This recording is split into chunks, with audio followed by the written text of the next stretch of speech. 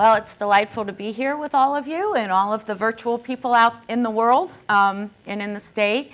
My job is to kind of try to pull everything together. You've had some marvelous speakers today, fascinating speakers, with all sorts of different perspectives, and I'm going to try to pull it together for you and then finish up with the struggling student, the child who is having trouble learning to read, the child who's having trouble learning math, not the math STEM child, the child who is, for whom school does not come easy, but we don't have any known reason why school doesn't come easy. We're going to talk about this, as you've had all day, as the new science of learning. So to encapsulate what everybody's brought to you today, what everyone has had to say is, there's a new way of thinking about learning. There's a new way of thinking about teaching. And the new way of thinking about learning and teaching involves neuroscience. It involves understanding individual differences in children, which we've had several discussions of. It involves curriculum, which we've worked on. I'm going to call that the what of teaching we've worked on as educators for the last 25 years.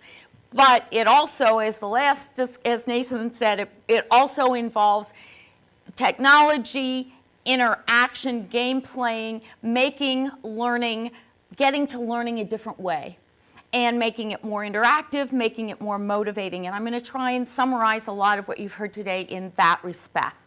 So the new science of learning is incorporating all of these disciplines and allowing us to understand every single student and focusing on how every student learns, not how all students learn, but to think of students individually and think of their individual learning capacities. You've had enough lectures on the brain. I'm not going to go through too many of these areas with you again. You've had lots of them. But keep in mind that it is the left hemisphere that we educate for the most part. So the right hemisphere, as we heard, is very important for social skills. When we have children on the autism spectrum, when we have children who have the STEM children that we heard about just a few minutes ago, one of the difficulties they have is with right hemisphere capabilities of what we call theory of mind, being able to think about how other people think, being able to put yourself in someone else's shoes. And that's a big part of the social world. And actually, it's what is learned through game playing. It's one of the major things you learn through game playing is, what is that next person's move going to be? Where do I want to go now? They want to win as much as I do. What can I do? What can they do? Game playing is a wonderful way to build the right hemisphere. But most of education deals with left hemisphere skills.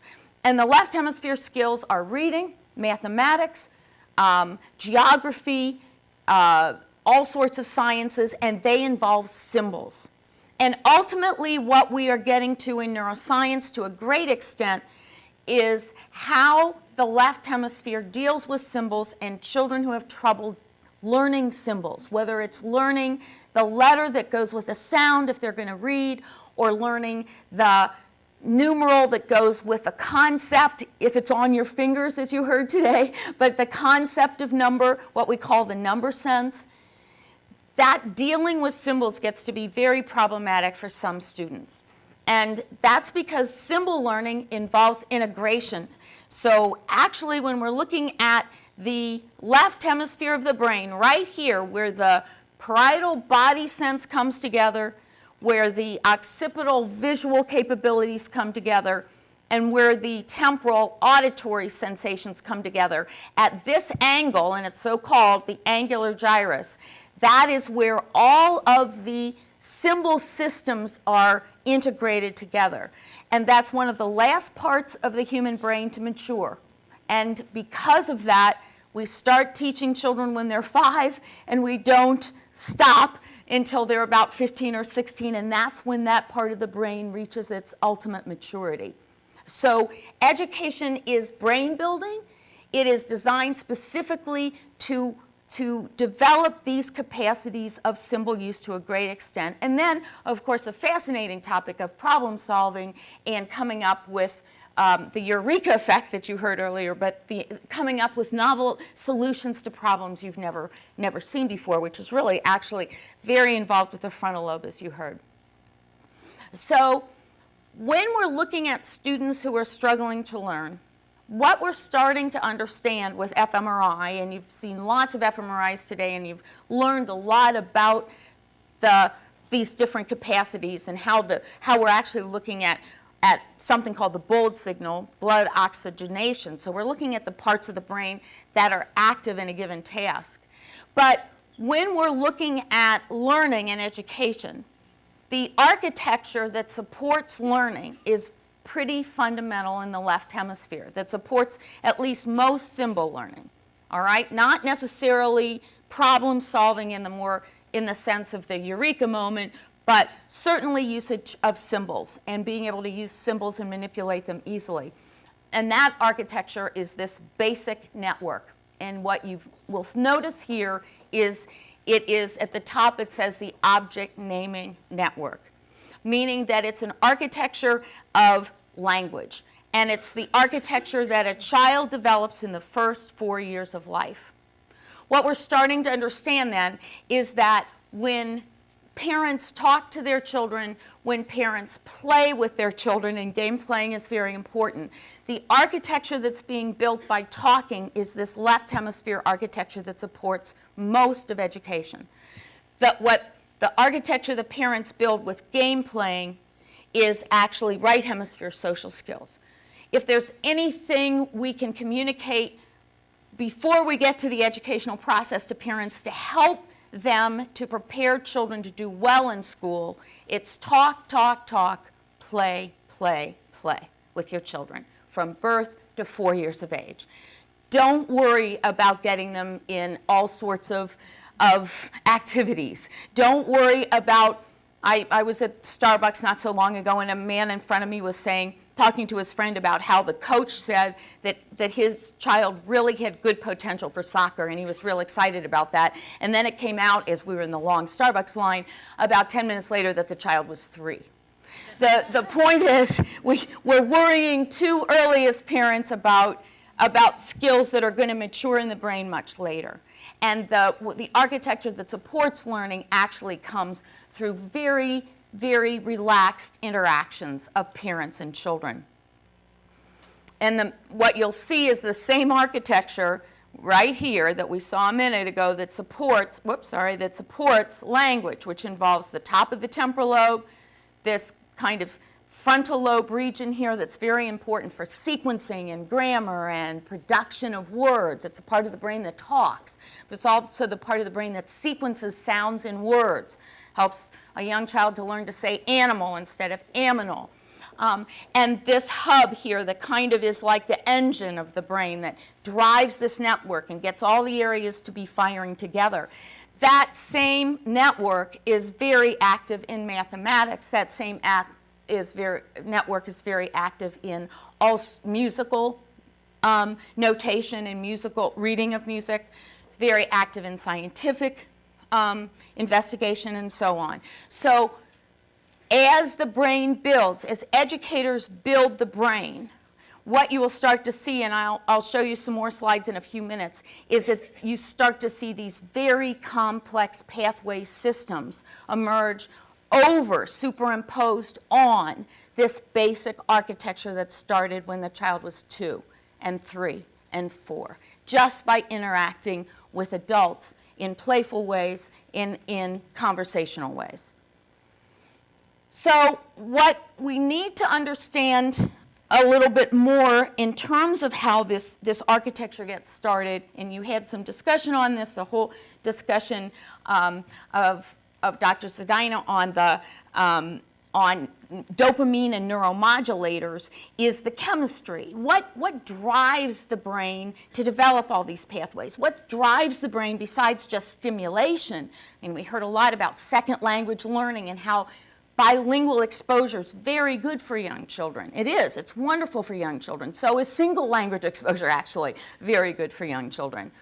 But what is the component?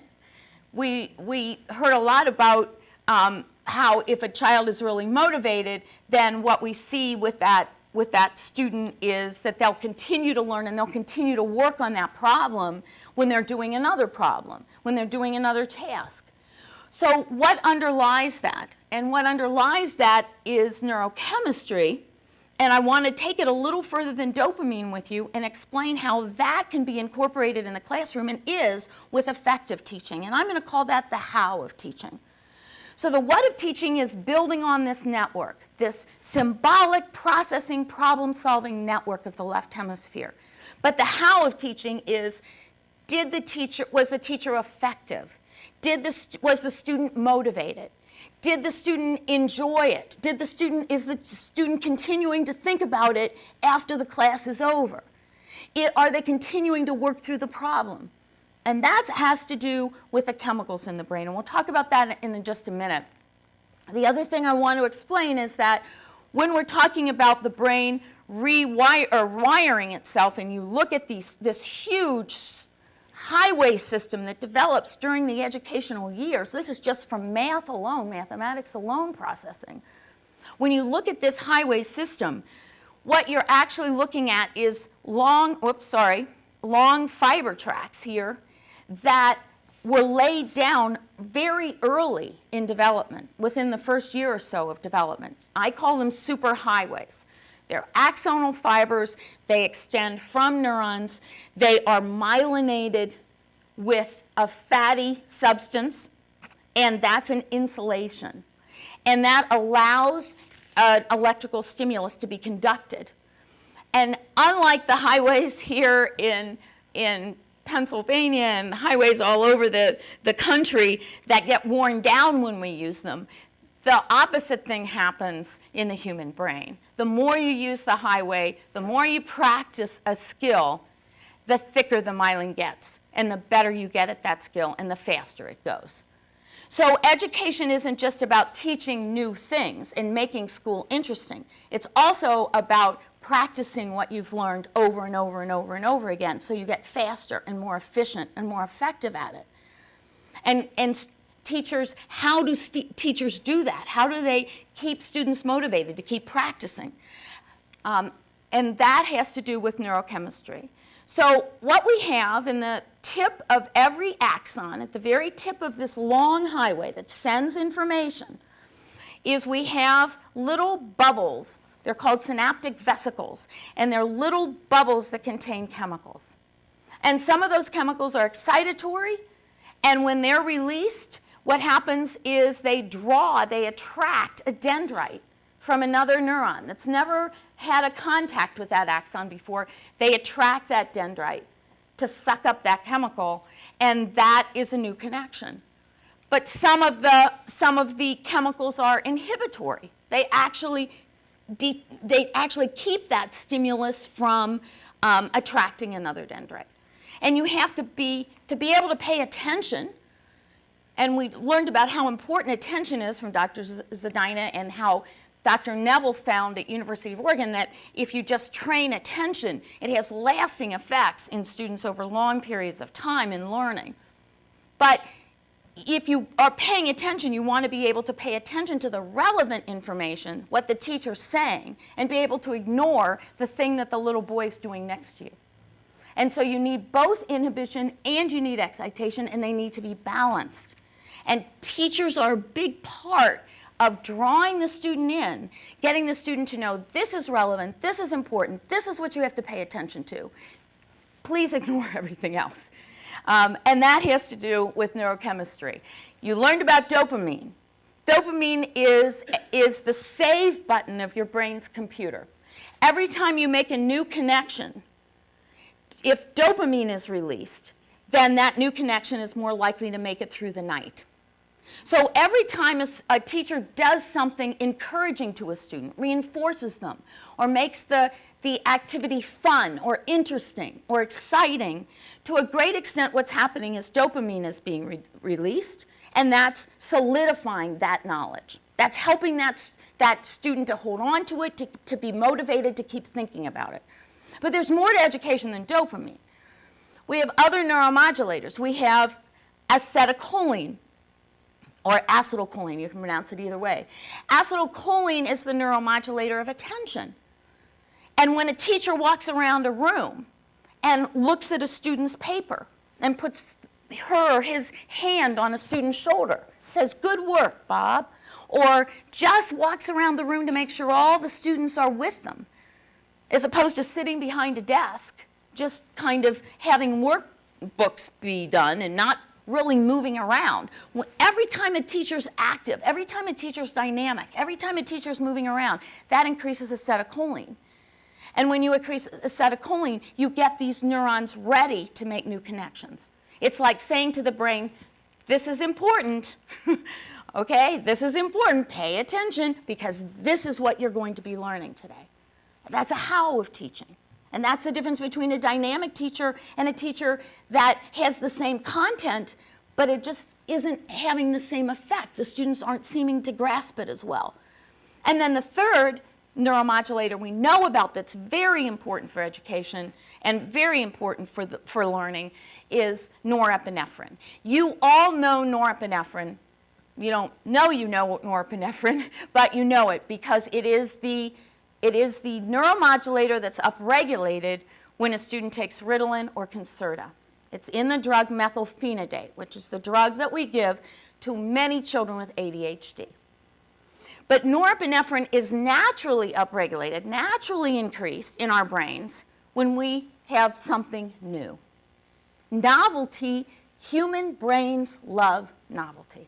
We love new information. You all are addicted to learning. That's why you're here. Think of what you've done. You've taken a day, you've come, and you've given up one whole day to learn all this new information. That addiction to learning is very human, and what you're getting is norepinephrine. And norepinephrine is a very powerful neuromodulator. I call it the, wow, is that cool neuromodulator. Wow, is that interesting. Now, can you imagine if you took Ritalin? Every one of us would benefit from Ritalin because the whole world would be, wow, what do you know? Look at that white thing there. That's really cool. So does it enhance attention? Yes. But teachers enhance it all the time. The teachers that you remember the best are the ones that took the education and made it that, wow, is that interesting? I didn't know that. That's really cool. That's what science labs are all about. That's what solving a new kind of math problem is all about. And when you combine those neuromodulators together, what you end up with then is this powerful ability to increase learning capacity and efficiency. And we can help teachers with neuroscience to know how to increase the how to improve the way they teach, as well as what they teach. All right? And as well as the methods they use, or the electronic media that they use. We can also bring in that capacity to wow the students, to keep them interested and to keep them motivated. When education works, this is one of the major fiber tracks that's built in the brain. It links the limbic system that you heard a lot about, that emotional center, with the part of the brain that listens and pays attention, with the part of the brain that handles symbols, with the part of the brain that deals with number sense and science, and with the part of the brain that's able to talk about it and write about it and tell it back, or, as you heard, retrieve it. This huge fiber track is the fiber track that educators build. It's the fiber tracks that parents don't build, they prepare a child for, but it's what educators build. And it depends upon the earlier levels of development that are occurring when parents are interacting with their children. So one of the things we as educators have to do is help parents to understand how important it is that they talk to their children, read to their children, play with their children. Turn off the TV. Don't worry about buying the newest video, but actually interact with your child and build that child's brain to prepare it for school. That prepares the child for the language that then supports all additional learning. These early stages then are critical to building that architecture that the child needs. Here you're actually looking at a 3-month-old baby listening to its mother talk. And the mothers have very strange ways of talking. We used to call it Motherese, then we called it parentese to be more politically correct. Now it's called caretakerese. because we don't want to discriminate in any way. But when adults talk to babies, they have funny ways of talking. And it's like this. Oh, look, yes, you're the cutest little guys. Yes, you do. Look at those, your mommy says. Yes, you do. All right, that's strange, right? You don't talk to a 1-year-old that way. You don't talk to a 2-year-old that way. Motherese changes, parentese changes with each development of the child.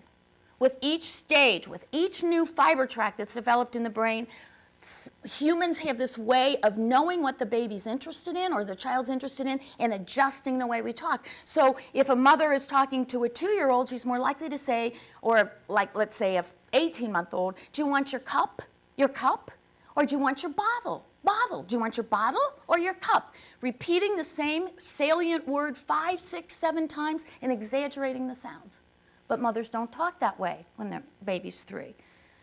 And this unique capability of knowing what the baby's interested in and what the 3-month-old is interested in is intonational contour, and it is not yet able to perceive sounds in words.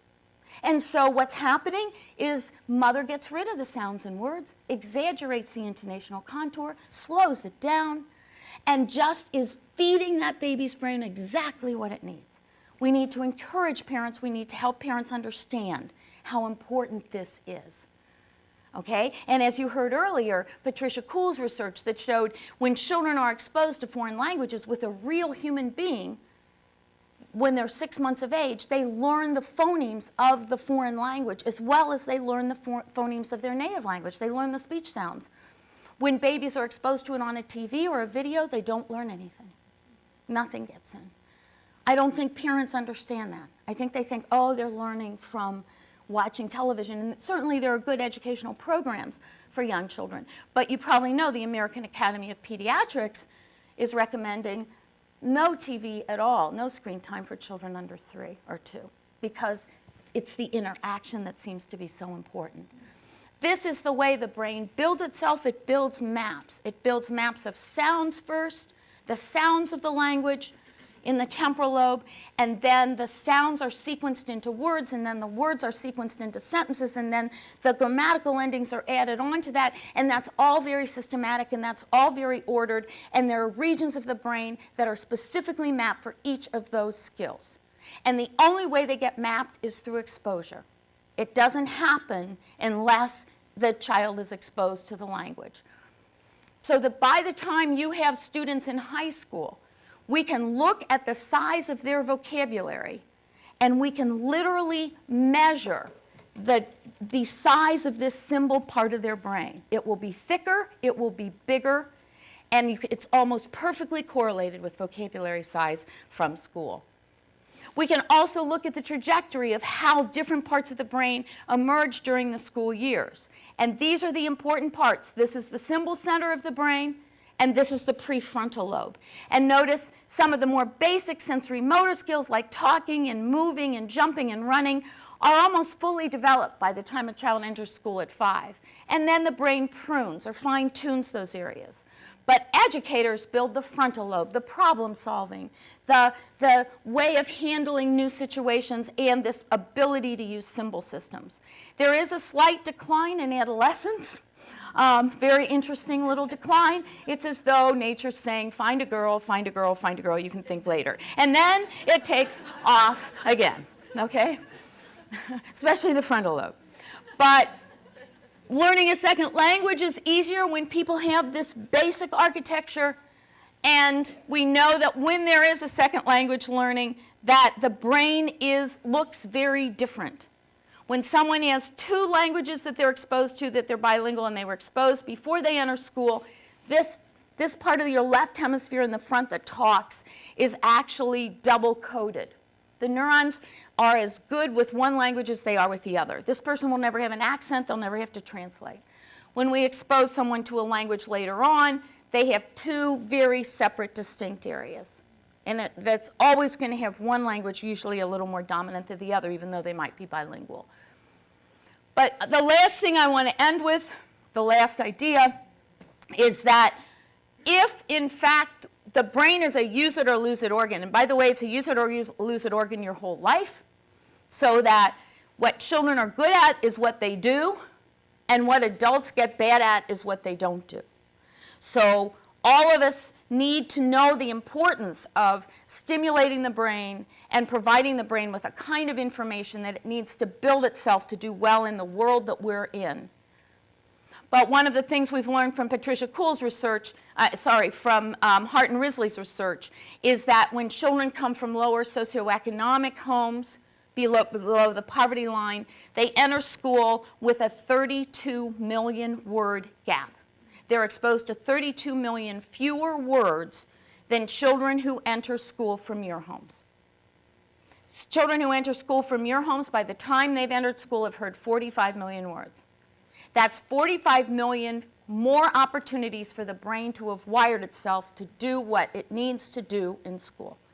And when students start out with poor language skills, they don't close the gap. It actually gets wider. And that's because we depend on that language to educate our students. All right? So just in summary here then, when we're talking about education and when we're talking about the brain and all the wonderful things you've learned from neuroscience today, we need to keep in mind that there is a developmental requirement for a student to do well in school that depends on experience, and that experience guides the student learning all the way through, and that lack of experience in some children can be very detrimental to the way that they mature later on and handle school. And just one last thought, reading changes the brain. It makes a lot of these areas bigger, and you've seen a lot about reading and dyslexia, but mathematics changes the brain. But this is a wonderful article that was done by Stanislas Dehaene that was just published last year, showing that these are the regions that are developed differently and in a more sophisticated and more agile way in people who are good readers than people who are not good readers. So educators are not teaching only. They build brains. Thank you.